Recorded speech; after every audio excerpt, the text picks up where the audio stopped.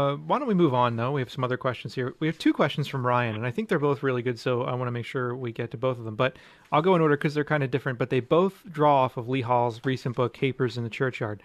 And Ryan says that he recently finished Lee Hall's Capers in the Churchyard and found himself disagreeing heartily with Hall's argument that we shouldn't rely on graphic footage to help convert omnivores to veganism. Rather, he writes, Hall argues we should attempt to convince them based on simple merits of the animals aren't ours to use argument. Hopefully, he says he's not misstating Hall's statements, and he agrees that it would be nice to be able to simply convince people that we shouldn't eat animals. He thinks that the graphic footage initially grabbed so many people's attention, and it grabbed his attention. And he's wondering what your thoughts are on the use of undercover footage and exposés of the worst cruelties as a method to grab the public's attention. Well, I mean, I'll be honest with you. I haven't read Capers in the Churchyard, and I haven't read it, so I don't know what she says or what she doesn't say. But, I mean, assuming that what Ryan is saying is accurate, I disagree with it. I mean, I certainly think that rational argument is very important. You know, you have to make it clear to people that, you know, and challenge them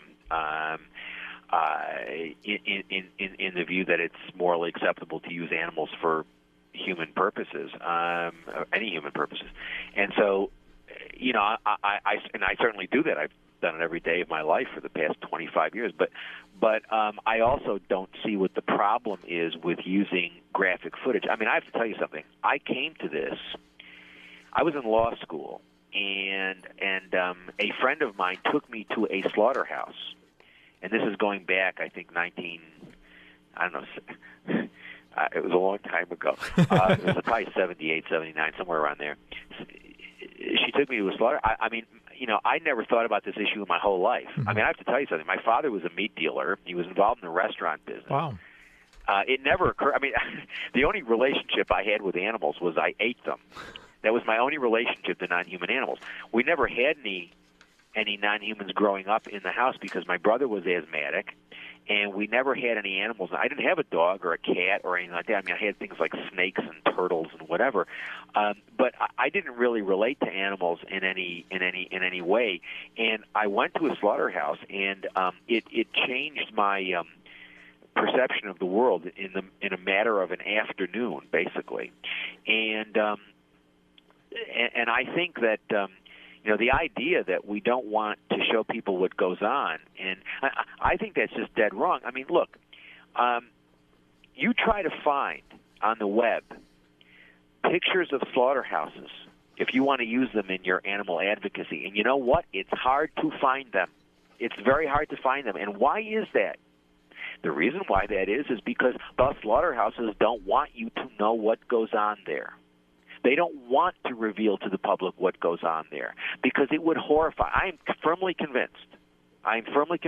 If most people, not all people, but if most people, if you took them to a slaughterhouse, to an egg battery, to a dairy farm, to most of the places where animals are exploited in institutionalized exploitation, people would be horrified, and very many of them would stop exploiting animals. This stuff is carefully shielded from our view. So I disagree completely with the idea that we shouldn't use graphic footage. I mean, I certainly think we ought to be making rational arguments, and I'm a big believer of that. I've been doing it myself for a long time now, much longer than Lee Hall's been doing it. But I also believe I can't see what the problem is with using graphic footage. I really can't. So I think that, you know, to the extent that, you know, for example, I think Gail Eisnitz is, you know, I don't agree with Gail's position. I mean, you know, Gail has a welfarist position that I don't necessarily agree with in a lot of respects. But I think her photographs of slaughterhouses are terrific, are absolutely terrific. And I think it's important for people to see what they're participating in when they eat meat. And, you know, what they're participating in when they eat an egg, or what they're participating in when they drink milk or eat a cheese pizza or have an ice cream cone or whatever. I think it's important for people to see. So the idea that, you know, that graphic footage is bad, I'm not sure I even understand the argument. But as I say, I haven't read the book, and, you know, given the long number of things that are of interest to me that I will read, that I hope I can read before I die. I have to be honest with you; it's not high on my list. Well, actually, I don't remember that argument from the book. I read it a long time ago. I think you would find a couple things in the book you'd agree with, so you should check it out at some point.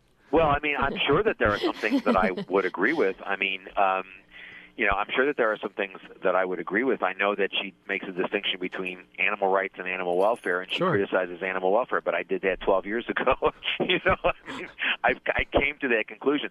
But I mean, I don't understand this business about graphic footage. Do you know what the argument is? I don't remember that argument. I mean, like I said, I read the book a long time ago, but I don't remember the argument about graphic footage. The argument I most remember from the book was that the animal rights movement, quote unquote, needed a kind of third way, a way that shied away from welfarism, a way that shied away from kind of the imposed hierarchy of kind of violence and intimidation campaigns, and that we needed a kind of third route that forged a new way of thinking about how to approach these questions. So.